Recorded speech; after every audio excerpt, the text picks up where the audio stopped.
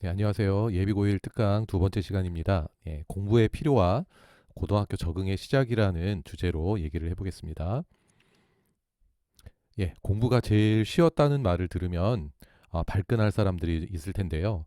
그게 거짓말일까요? 공부를 꼭 해야 하는가? 공부보다 더 잘하는 게 있고 대안이 있으면 그걸 하면 됩니다. 자, 밑에 사진에 누군지 아시겠죠? 그러니까 나는 뭐 여기에 나오는 요 아이돌보다 잘할 수 있다. 그래서 인정받을 수 있고 그 자리에 올라설 수 있다. 하면 그거 하면 됩니다. 근데 그렇지 않다면 뭐 여기서도 얘기했지만 미국에서도 40만 명, 50만 명의 고교 야구 선수 중에서 메이저리거 주전은 0.05%. 우리나라도 크게 다르지 않습니다.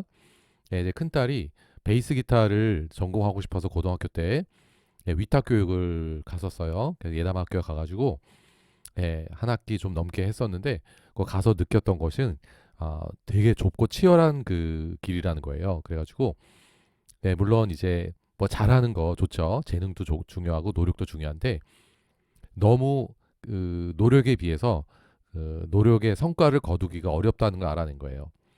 그래서 공부가 제일 쉽고 상대적으로 노력한 것만큼 보상받을 확률이 제일 큽니다.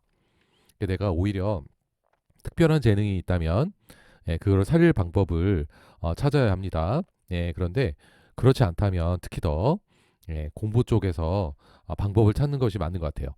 그리고 내가 어떤 직업을 가지려고 했을 때 볼까요? 네, 그 웹툰 작가가 되고 싶다. 그러면 바로 지금 내가 그림 그리기만 해서는 안 되는 거예요. 스토리가 나오려면 인문학적인 어떤 지식과 학교 생활과 경험과 체험들이 축적이 돼서 어떤 영감을 얻고 나서야만 기능적인 면이 이게 발휘가 되거든요. 개발자가 되는 것도 마찬가지예요. 사실은 개발자 같은 경우에는 이 기능은 AI가 지금 인간을 앞서 있잖아요. 훨씬 더 앞서 있죠. 그러면 어떻게 기획하고 어떤 아이디어로 어떻게 할 것인가, 그 다음에 AI가 제시하는 것을 어떻게 융합적으로 이렇게 발휘하고 확장할 것인가, 여기에 대한 안목이 더 중요합니다. 그래서 이제 지금은 오히려 AI 시대이기 때문에 기능적인 면보다는 이렇게 정말 배워야 할 것에 대해서 준비하는 과정이 필요하다는 거죠. 그래서 공부의 과정은 내가 이 공부를 해서 뭘 할까, 자, 이거를 떠나서 정말 필요한 준비이기도 합니다. 그래서 내가 적성이 뚜렷하지 않거나 확실히 잘하는 걸 모르겠다면 그러면 더 공부를 해야죠. 그걸 갖고 정말로 잘할 수 있는 그 기회, 그 일을 찾을 수 있는 기회를 딱 만났을 때 그때 발휘가 될 수 있을 겁니다. 그리고 제가 이제 공부 쪽에만 제가 너무 초점을 두는 것 같아서 이런 얘기를 좀 해보고 싶어요. 행복한 삶을 같이 지내야 되잖아요. 지금 이 순간 공부에 내가 모든 것을 몰입하면서 행복을 잊었다. 내가 미래에 어떤 순간이 되면 대학에만 가면 내가 정말 행복하게 살겠다. 이렇게 생각하는 건 맞지 않은 것 같아요. 지금 이 순간도 행복할 권리와 이유가 있습니다.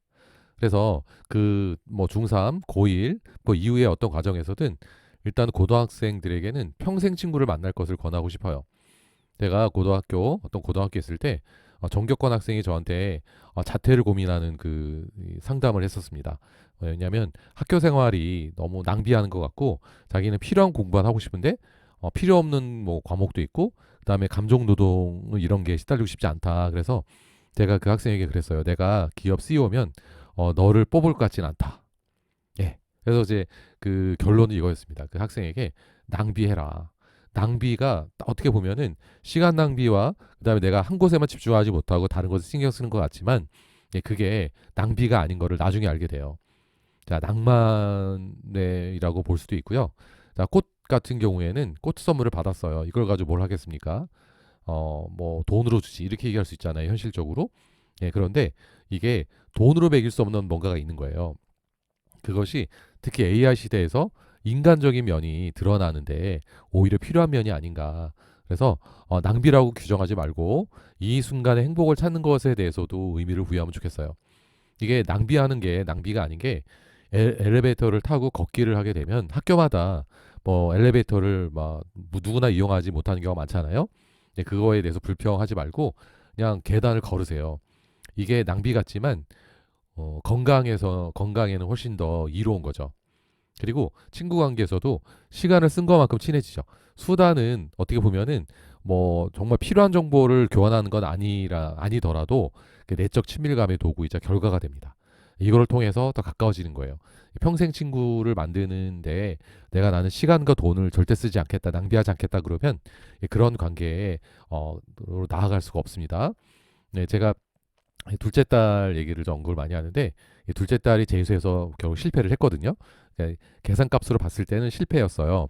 그런데 어떻게든 이제 실패를 했지만 현실을 받아들이고 목표했던 대학은 아니지만 진학을 했습니다.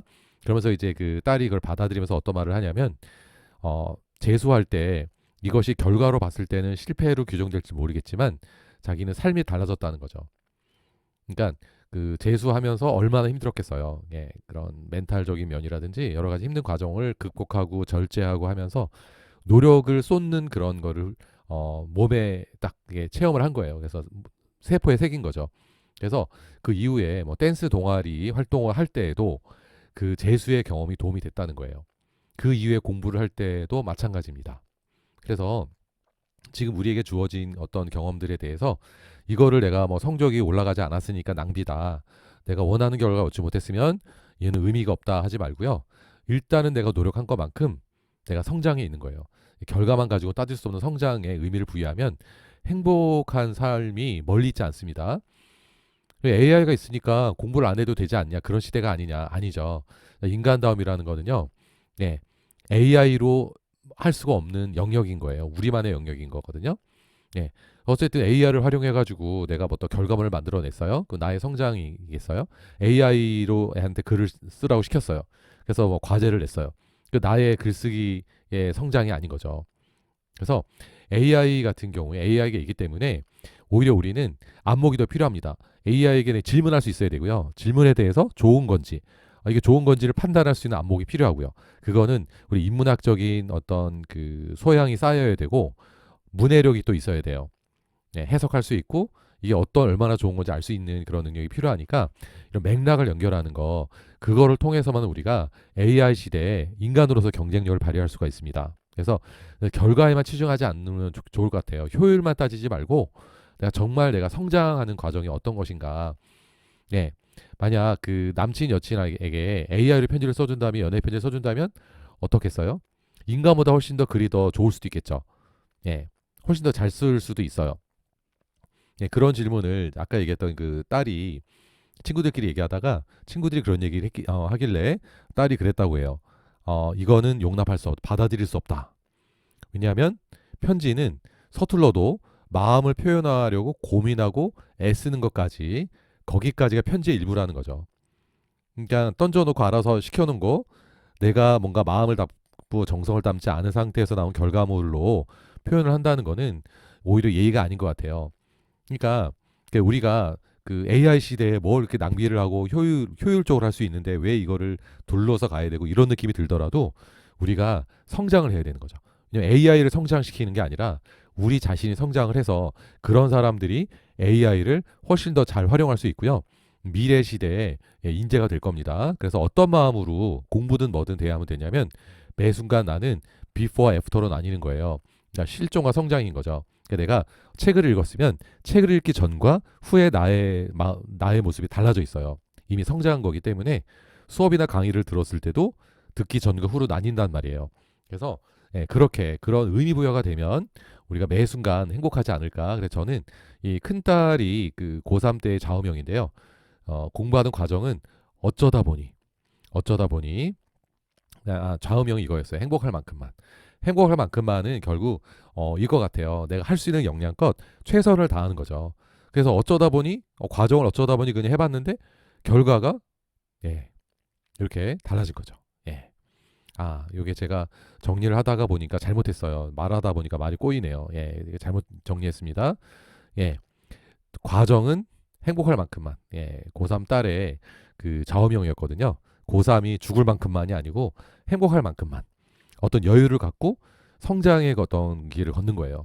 그래서 내가 어떤 결과에 매몰되지 않으면 그 과정 속에서 행복을 누리고 자, 그 상황에서 결과는 어쩌다 보니 그렇게 그냥 나는 과정이 행복했을 뿐이었는데 결과는 어쩌다 보니 이루어진 일들 이렇게 여러분들이 고등학교 생활을 하고 그 이후에 삶을 살아가면 좋을 것 같아요.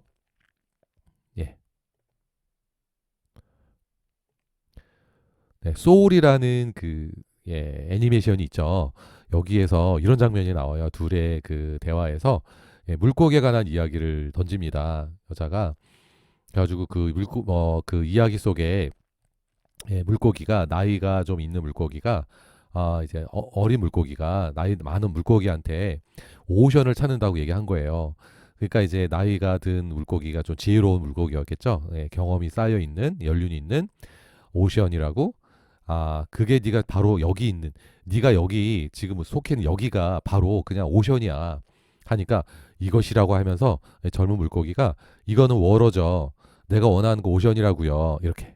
그러니까 젊은이들은 어렸을 때는 몰라요. 자기가 지금 있는 것이 얼마나 큰 기회고 얼마나 큰 행복이고 그다음에 자기가 꿈꾸는 오션 그 순간이 매 순간 펼쳐지고 있다는 걸 잘 몰라요. 늘 미래만 바라보면서 그냥 이렇게 막 쫓아나가는 거죠. 쫓아나가면서 늘 불만족 가운데서 늘 이루지 못한 꿈만 이렇게 불평이나 불만이나 좌절 속에서 지내는 것 같아요. 근데 돌아보면 사실은 물고기 같은 경우에는 물속에 있을 때는 물에 있는 걸 모를 거 아니에요. 우리도 호흡의 중요성을 호흡하기 힘든 상황에서 느끼는 것처럼 물에서 벗어나야 알거든요. 그러니까 그 소중한 기회를 놓치지 않으면 좋겠어요. 보통 우리가 이게 소중한 기회였다는 거는 언제 느끼게 되냐면 그 과정이 끝났을 때. 많은 사람들이 그러잖아요. 고등학교 시절이 제일 행복한 줄 알아라. 그러면 고등학생들은 몰라요. 그게 뭐가 행복하냐고. 정말 힘들어 죽겠고 빨리 고등학교 생활이 끝나고 나는 낭만적인 대학생활을 하면 좋겠는데 그런데요. 고등학교 생활이 지나고 놓고 나면은 제일 행복한 이유는요. 정말 순수한 많은 친구들을 만날 수가 있고요. 내가 거의 도화지에 그리는 것만큼 나의 인생을 설계하고 꿈꿀 수가 있다는 거예요. 나이가 더 들고 고등학교 졸업하고 지나고 나면 현실의 벽이 높아져가지고 현실 속에서만 판단할 수밖에 없습니다. 네. 그래서 그냥 잘 믿기지 않거든. 그냥 그 순간 돌아보세요. 나에게 지금 당연한 듯 생각했던 것들이 당연하지 않는 거구나라고 생각하게 되면 그 발상 자체로 여러분들 고등학교 생활이 힘들지 않을 거예요. 예. 지금 이 순간 할 수 있는 일을 하는 거죠. 그게 감사합니다. 나만의 시어를 쓰는 거예요. 그래서 이거를 사실은 나만의 시어를 쓰기가 어려운 거는 보통 속도로 비교하고 성적으로 비교하고 상대평가를 하기 때문에 내가 진도를 뭐 수학 선행을 여기까지 못했다면 그걸로 이미 지고 들어가는 거잖아요. 내가 나의 노력에 의미 부여가 안 되고 그다음에 그 성적의 숫자로 딱 표현되면 또 거기서 또 이제 주눅이 들고 하지만 나는 나입니다. 나의 모습과 나의 속도로 나의 성장을 이뤄간다는 거죠. 나만의 시어를 쓴다는 거는 시어는 꼭 문법적으로 맞지 않을 수도 있거든요. 시적 허용이 있죠. 그래서 이런 오류나 실수나 이런 모든 것들을 나의 것으로 끌어안고 그러면서 당당하게 내가 성장을 이뤄가는 거죠. 제가 중학교 있을 때 우리 반 학생들이 체육대회 때 행진할 때 댄스하는 그런 순서가 있는데 저보고 센터를 서라고 얘기한 거예요. 센터 제가 이제 위기감을 느낀 거예요. 나는 도저히 그럴 수 없는데 혹시라도 내가 설 기회가 생긴다면 어떻게 하면 좋을지 댄스를 잘하는 둘째 딸한테 전화해서 물어봤어요. 그러니까 안 될 거래요. 킥 동작도 제 그 수준으로는 제 실력으로는 안 될 거래요. 하지만 걱정하지 말라고 얘기하는 게 만약 댄스를 잘하게 되면은 애들이 감탄을 하고 못하면 웃을 거라는 거죠. 그러니까 무조건 좋아한다는 거예요. 댄스를 하면 잘하든 못하든 좋아한다. 단 조건은요. 열심히 쳐야 한다는 거라고 얘기하더라고요. 그러니까 난 어차피 못하니까 해가지고 그냥 뭐 빼듯이 있으면 애들이 웃지도 않고 감탄도 안 한다는 거예요. 그래서 그냥 내 모습 그대로 이렇게 생각하면 돼요. 지금 이대로 나는 머물지 않을 것이며 이후에 성장할 건데 성장하는 모습을 그리면서 어쨌든 나는 이 순간 지금 이 순간에 최선이와 진심이면 되는 거예요. 그러니까 매 순간 리즈 시절을 갱신하는 거죠. 예. 그러니까 나는 매 순간 나의 그 속도대로 리지스를 갱신하는데 딴 애들이 나보다 앞서가는 느낌이 들어도 신경 쓰지 마세요. 예. 내 모습 그대로가 중요합니다. 이거를 지키지 못하면요. 너무 힘들어져요. 비참한 느낌까지 들 수가 있거든요. 여기에서 이런 그 감격을 누리면서 지내면 좋겠어요. 그래서 아까도 살짝 언급했지만 행복의 비결은 감사인데 감사의 조건은요. 당연하게 생각하지 않은 거예요. 내게 주어진 것들. 그러니까 이제 매일 우리는 사실 이별하고 있는 거거든요. 부모님도 하루하루 이제 나이가 들어가시는 거고 내일 부모님을 또 뵙겠지만 그 부모님이 어제와는 다른 거예요. 그게 막 세월이 쌓이면 이렇게 나이가 들었구나라는 걸 얼굴로 봐도 느끼잖아요. 근데 사실 우리는 매 순간 이별하고 있는 거죠. 그러니까 내가 지금 만나는 친구들도 이 순간의 친구를 마지막 만나는 거예요. 그 순간에 그렇게 생각하면 정말 진심을 다할 수 있을 것 같아요. 그래서 일상의 익숙함으로 소중함을 놓치지 않으면 좋겠습니다. 여러분들의 젊음, 가족, 친구, 부모님과 선생님의 은혜도 당연하게 생각하지 말고요. 학교 내에 보호받고 있다는 것도 기억해 주세요. 학교를 벗어나면 완전히 자기 혼자 책임을 져야 되거든요.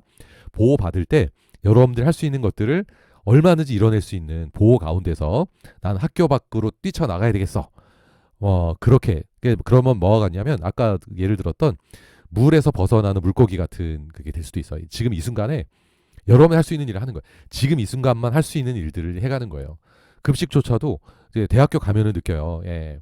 직장이 되면 느끼고 얼마나 이게 비싸고 그런지 뭐 이제 돈도 많이 들고 막 그런데 정말 이거는 무상급식이기도 하지만 이게 뭐 그냥 주는 대로 먹으면 되잖아요. 예, 챙겨주는 거잖아요. 오늘 여러분 하는 호흡 이 모든 것도 당연한 건 없습니다. 그래서 이렇게 당연하게 생각하지 않는 것에서 감사가 나오고요. 감사하면서 매 순간을 잘 지내면 좋을 것 같아요.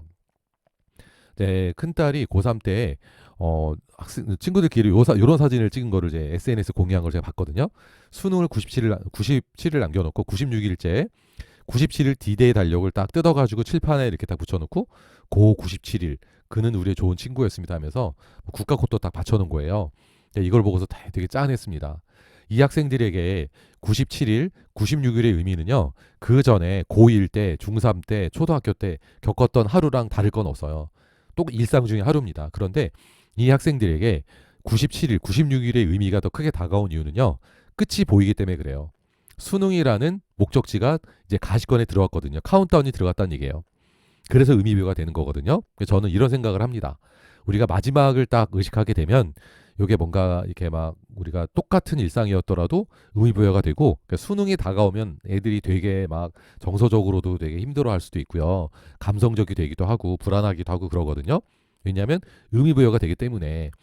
근데 뭐 미리 이렇게 불안감을 느끼라는 게 아니고요.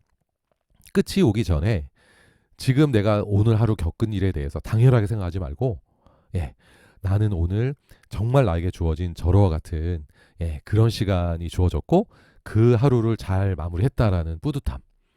이것이 쌓이면 그 사소한 일상이 만나면 기적이 되는 거거든요. 한 방에 내가 뭔가를 하겠다는 생각보다 하루하루 이렇게 일상을 축복으로 여기면서 지내면 좋을 것 같습니다. 예. 자, 이제 구체적으로 예비 고1이 하는 흔한 착각 몇 가지를 같이 보도록 할게요. 자, 고등학교 선택 이미 지금 12월 초 되면 다 했을 텐데요.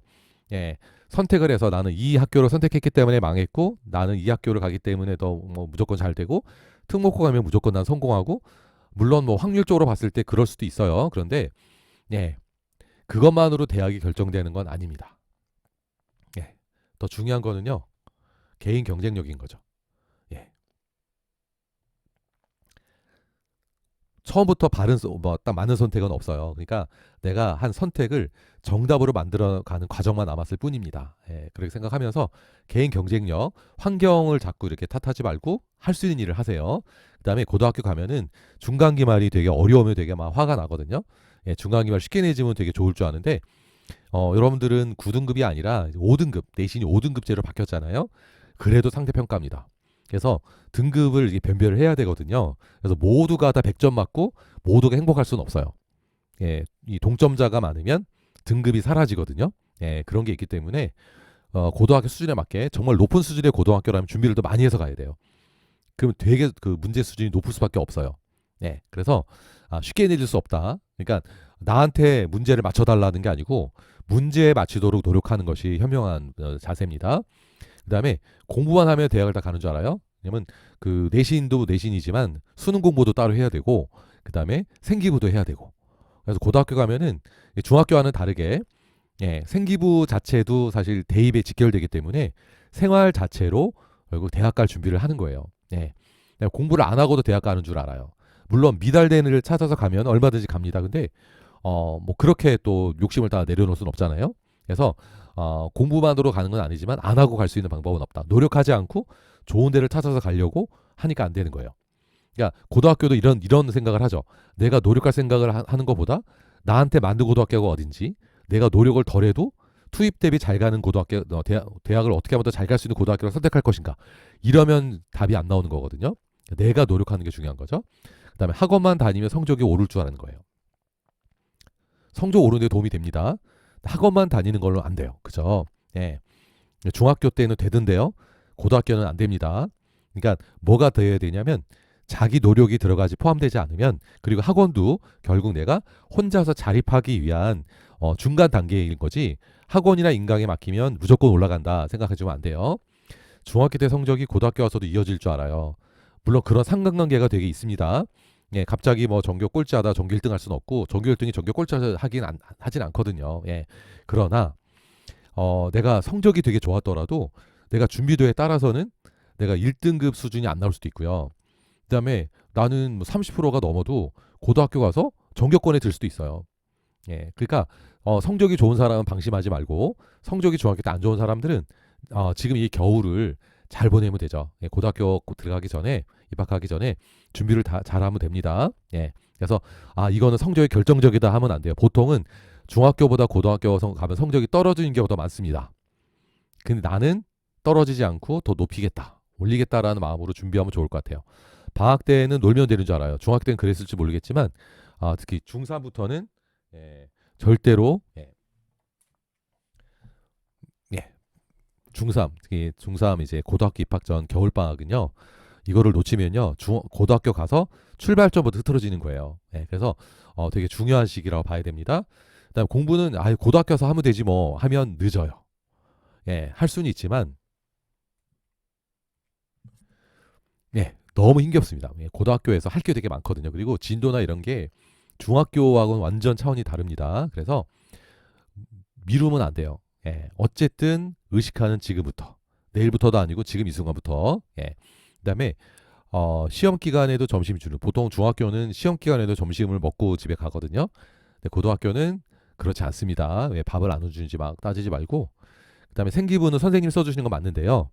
그 내용을 선생님이 다 이렇게 관찰해서 쓰는 게 원칙이지만, 보통 여러분들의 활동이나 이런 것들을 이제 개별화시켜서 포함시켜야 되기 때문에 여러분들이 제출하는 어떤 활동지 이런 것들을 참고해서 쓰는 경우가 많아요. 그래서 여러분들 이거는 생활 자체로, 삶으로 생기부를 쓰는 거다라는 마음으로 학교 생활을 충실히 해야 될 거예요.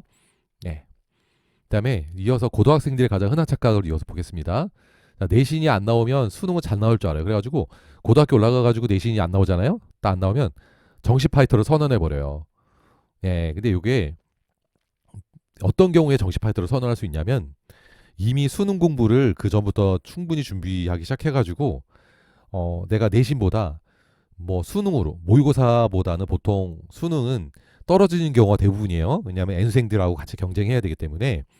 그거를 감안하더라도 예를 들어서 나는 그 전에 뭐 9등급제에서 나는 내신은 뭐 4, 5등급인데 모의고사는 1등급 나온다, 이러면 뭐 정시 파이터를 선언 안 할 이유는 없죠. 물론 정시 파이터가 꽃길은 아닙니다. 정말 부담되기 힘든 길이에요.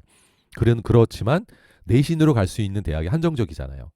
예, 그래서 보통 그 정시 파이터를 선언하는 경우는 교육 특구 아이들이 되게 많고요. 예, 걔들은 내신보다 어쨌든 경쟁력이 있다고 생각하니까. 그러니까 갑자기 내가 수능을 의식하면서 기본기부터 쌓아 올리면서 내가 준비를 한 학생들, 그런 학생도 아닌데 내신 성적이 마음에 안 든다는 이유로 정시 파이터를 선언하면 보통은 망하는 경우가 더 많아요. 예, 선언하고 나서 결국 수시로 갑니다. 예, 수시가 뭐 거의 서울 주요 대학 빼고는 90%거든요. 예. 예, 그 전체적으로 봐도 80%가 수시로 가기 때문에 N생들이랑 경쟁이 N생들이 거의 잘 안 들어온 상태에서도 고3 애들끼리 보통 경쟁을 하는 그런 그 리그가 보통 또 수시니까. 예. 그래서 내신이 안 나오잖아요.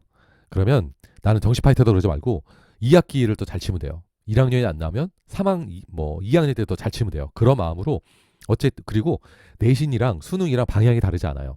내신을 하면서 그다음에 물론 이제 그 차곡차곡 이제 그 투트랙으로 쌓아야 되겠지만, 그게 수능 그 방향하고도 완전 다른 길은 아니기 때문에 내신에 대한 충실함은 가져가야 되고요. 그다음에 여러분들 때는 정시는 수능만 잘하면 100% 가지고, 지금 입시는 그런 경우가 많아요. 지금 같은 경우에도 뭐 서울대, 연세대, 고려대, 그다음에 한양대, 이런 대학들은 생기부를 봐요. 내신도 보고 어떤 정성평가, 아니 뭐 이렇게 정량평가 등급을 보기도 하고, 그다음에 전체적으로 이제 정성 평가를 하기도 하거든요. 그게 확대가 될 가능성이 높습니다. 예, 그러니까 나는 수능만 잘하면 되겠지라는 생각은 어차피 위험해요. 어차피 내신 생기부랑 생기부 내용이랑 왜냐하면 종합적으로 평가하는 것이 포함될 수도 있기 때문에 내신 등급도 내가 어느 정도 선방을 해야 돼요. 이건 너무 막 망하지는 않게 적어도 평균 이상은 내가 발휘할 수 있게 해놔야 이렇게 여러 가지 옵션을 두고 선택할 수가 있습니다. 그래서 함부로 정시 파이터를 선언하면 안 돼요. 비교과에만 집중하면 되는 줄 아는데 종합전형 나중에 그 다음 기회가 있으면 제가 입시에 대해서도 얘기를 할 텐데 예, 종합전형조차도 내신 등급이 되게 중요합니다. 예, 내신이 안 나오면 수능은 잘 나올 줄 더 안 나올 수가 있어요. 예, 이거는 우리 학교 애들끼리만 하는 게 아니라 N생들하고 같이 해야 되기 때문에 그죠? 그다음에 릴스 쇼츠 뭐 5분 10분 게임 한 판 후에 바로 공부 시작할 줄 휴대폰을 관리할 수 있을 거라 생각하면 안 돼요. 맞짱 뜨지 마세요. 이거는 휴대폰을 격리시킨 상태에서 방법을 찾으세요. 예, 스마트폰 통제 가능하지 않습니다. 예. 그다음에 선행하면 공부를 잘하게 되는 줄 알아요. 근데 아니에요. 공부를 잘하면 선행을 하게 돼요. 더 이상 내가 현행 지금 진도에서 할 게 없어요. 심화까지 했어요. 그러면 내가 남는 시간에 뭐 할 거예요? 선행을 자연스럽게 하게 된단 말이에요. 근데 남들 이게 이래가지고 내가 더 할 게 없어가지고 잘하는 아이들이 선행을 하는 거를 나는 지금 진도도 못 따라가는데 선행을 하고 있다. 이거 진짜 바보 같은 생각이죠. 내가 중요한 건 이거예요. 내가 지금 진도를 알아들 수 있는가? 진도를 따라갈 수 있는가? 그렇지 않은데 선행을 하는 거는 안 됩니다. 그래서 자연스럽게 보면 돼요. 공부를 잘하게 될수록 선행을 할 수 있는 기회가 많아지긴 해요. 근데 고등학교 들어가기 전에 내신 성적부터 받아야 되잖아요. 그래서 어느 정도 내가 복습을 해가면서라도 예습처럼 고등학교 1학년 1학기를 어느 정도는 그 선행 비슷하게 해야 돼요. 그래야 어느 정도 등급이 나옵니다. 그러니까 내가 만약 지금 선행을 하면서도 이해가 안 된다. 그러면 선행을 면제받았다 생각하지 말고 일단은 내가 그거를 나갈 수 있도록 내가 그 복습부터 철저하게 해서 기본기부터 쌓아 올려야 됩니다. 기준은 뭐라고요? 내가 지금 하는 그 공부를 이해하면서 해야 돼요. 중학교는 암기만으로도 어느 정도 성적이 나올 수 있지만 고등학교는 절대 안 돼요. 이해할 수 있는 그 단계로 넘어서야 성적이 나옵니다. 예. 그다음에 성적 하락이 학원이나 인간 강사 선택 때문인 줄 알아요. 그래서 완가하면 1등급 나온 줄 알아요. 그러니까 아이들이 중간고사 치고 나서 못 치면 학원을 뭐 환승합니다. 그러면 성적이 잘 나올 줄 알아요. 그거는 핑계예요. 자기 자신에 대한 그 책임을 오히려 회피하는 거죠. 학원의 탓을 돌리는 거예요. 이런 학생들의 발전이 없어요. 예, 그래서 본인에게서 문제를 찾아야 됩니다. 대구 기준으로 공부를 대충 해도 대구 지역의 직업국이 경북대가 있는데 경북대는 가겠지 이러는데 이제 고3 되면 생각이 달라지거든요. 물론 요즘에는 인서울 경향이 되게 막 심화되기 때문에 뭐 경북대 같은 경우도 예전에는 뭐 믿기지 않겠지만 스카이 다음 정도라고 봤는데 지금은 뭐 국숭세단 정도 물론 아웃풋은 뭐 건동홍 라인 정도로 이상으로 보기에 뭐 과에 따라 다릅니다. 어쨌든 그런데 그러니까 뭐 자꾸 이제 그 입결이 자꾸 떨어지고 지방의 대학들은 그다음에 대구에 이제 경대 다음으로 사립대 중에 영남대 계명대가 있잖아요. 여기 되게 쉽게 가는 줄 알아요. 여기도 꿈의 대학입니다. 예. 어느 정도 성적이 나와야 되거든요. 그래서 쉽게 생각하지 마세요. 예. 열심히 해야 뭐 원하는 대학을 갈 수 있다는 건 뭐 당연한 얘기입니다.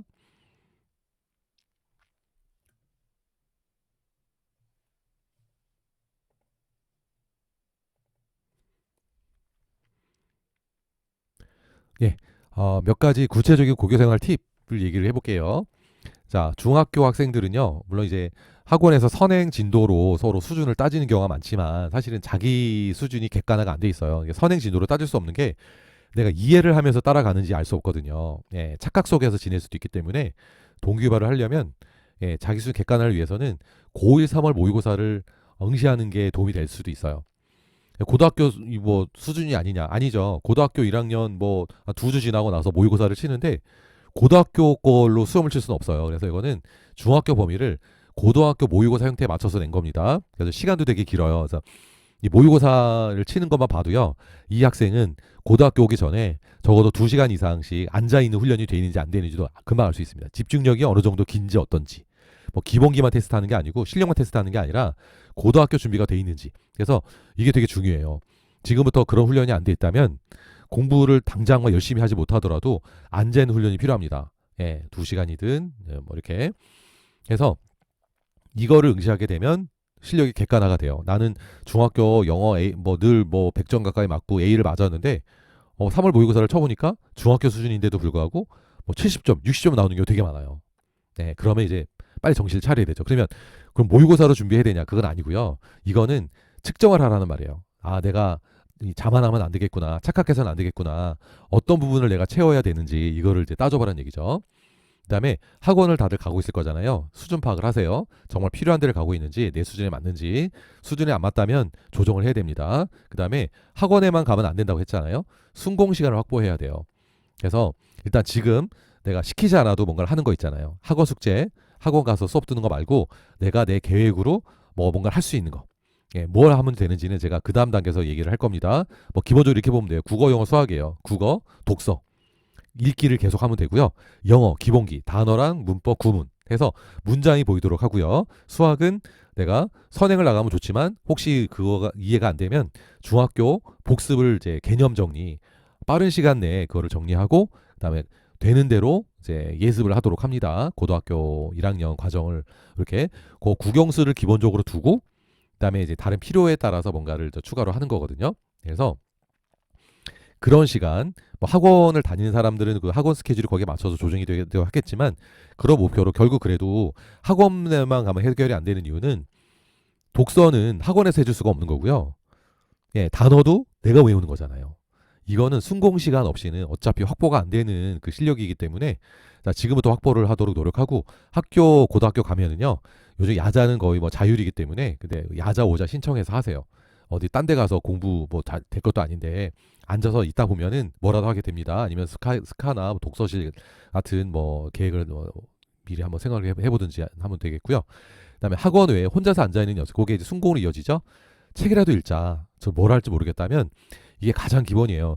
2026학년도 수능에서 만점자들 5명인가 있었죠. 이 사람들 공통점이 뭐였어요? 책을 어렸을 때부터 많이 읽었어요. 이게 공부를 잘할 준비입니다. 내가 뭐 당장 뭐 몇 주, 뭐 며칠, 몇 주, 뭐 한 달 읽는다고 금방 표가 나는 건 아닌데 고등학교 가서도 어쨌든 책을 읽는 거는 계속돼야 돼요. 공부를 위해서도 그렇고 생기부를 위해서도 그렇고 어쨌든 읽는 거는 계속 해야 되거든요. 읽는 게 안 되면 고등학교에서 시간 효율이 나지가 않아요. 어차피 해야 되는 겁니다. 그래서 책이라도 읽자. 예.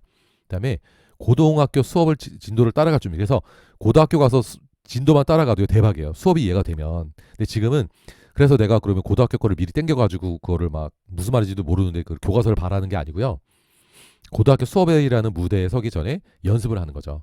이해할 수 있는 준비를 하는 겁니다. 예. 근데 고등학교 가면은 동아리가 있는데 고등학교는 되게 학생들 주도적으로 해요. 진로랑 관련해서 그래서 2학년 선배들이 이렇게 오디션 이렇게 막 면접도 보고 이렇게 해가지고 뽑기도 하고 이렇게 하거든요. 그래서 신중하게 선택하세요. 친구랑 가는 것도 물론 이제 뭐 중요한데요. 의미가 있지만 진로에 맞는 거이면 더 좋고요. 진로에 대한 확신이 없다면 비슷한 계열로 선택을 하면 되고 혹시 계열이 안 맞더라도요. 열정적으로 활동할 수 있으면 돼요. 그리고 1학년 때 충분히 고민한 다음에 2학년 때 내가 진로가 구체화되면 그때 동아리를 이렇게 하는 것도 의미가 있습니다. 네. 그다음에 학교 선생님들하고 좀 친해지도록 애쓰세요.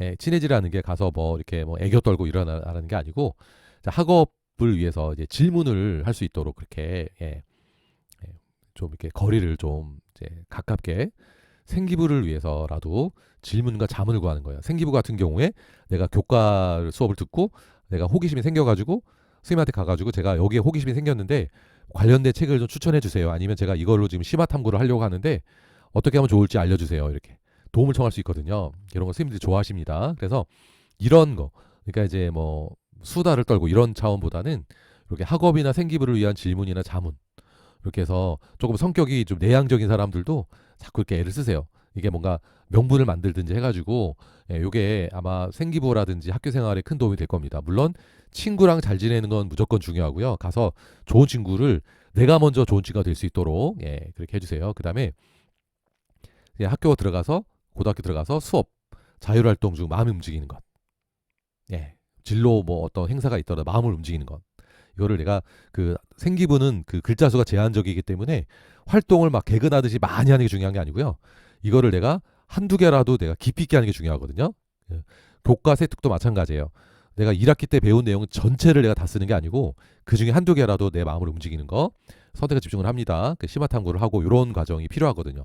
이럴 때 선생님들의 도움을 받을 수 있어요. 그다음에 그런 게 있다면 기록을 해가면서 생기부가 충실하게 이렇게 기록될 수 있도록 노력하는 훈련이 필요합니다. 그다음에 배정 고등학교 아마 지금쯤 고등학교 홈페이지 들어가면 입학 연도 2학년 3학년 올라갈 때 교육과정이 아마 공개될 가능성이 높아요. 아니면 차차 살펴보세요. 그래서 2학년 선택 과목을 뭘 할지를 당장 결정할 건 아니지만 그렇다고 해서 2학년 말에 결정하는 건 아니고요.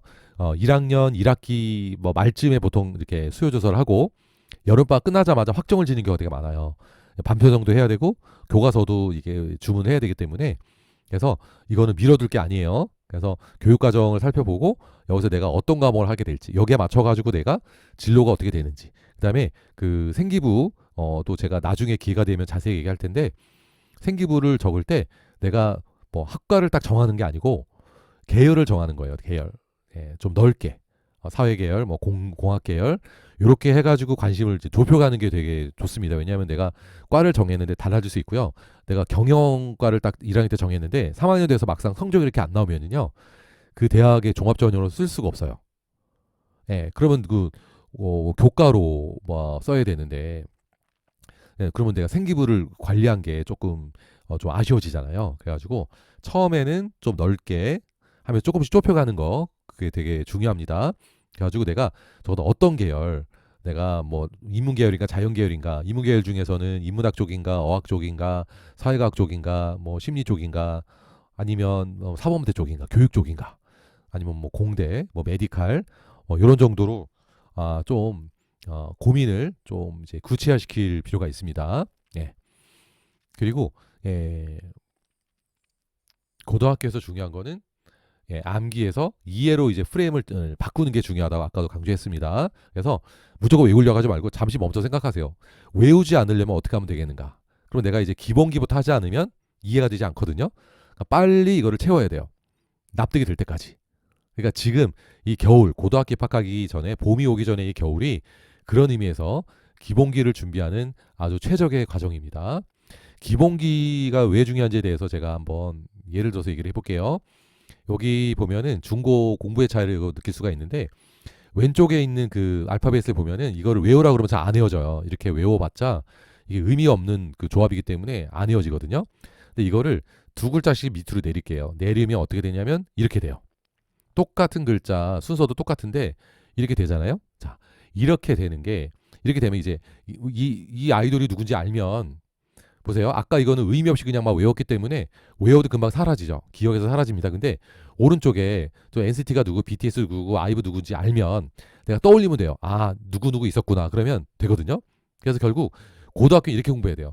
중학생들은 물론 중학교 때부터 이렇게 하면 좋은데 중학교 때는 이렇게 외워가지고 시험을 치고 어느 정도 성적이 나왔다면 고등학교는 양이 엄청나게 많고 학문의 깊이가 더 깊거든요. 그래가지고 이럴 경우에 이렇게 아무처럼 외우는 거는 한계가 있어요. 그래서 기본기가 뭐냐면 여기 NCT가 누군지 BTS 누군지 이거를 갖춰내면 이거를 무의미하게 막 그냥 무조건 암기하는 일은 없을 거라는 거죠. 그래서 이렇게 여러분들이 기본기를 쌓아가는 과정으로 고등학교 준비를 할 수 있는 그게 제일 중요한 시기가 고등학교 입학 전의 겨울입니다. 망설이지 말고 미루지 말고 지금 이 순간부터 시작을 하면 좋을 것 같아요. 자, 두 번째 강의는 여기서 마무리하겠습니다.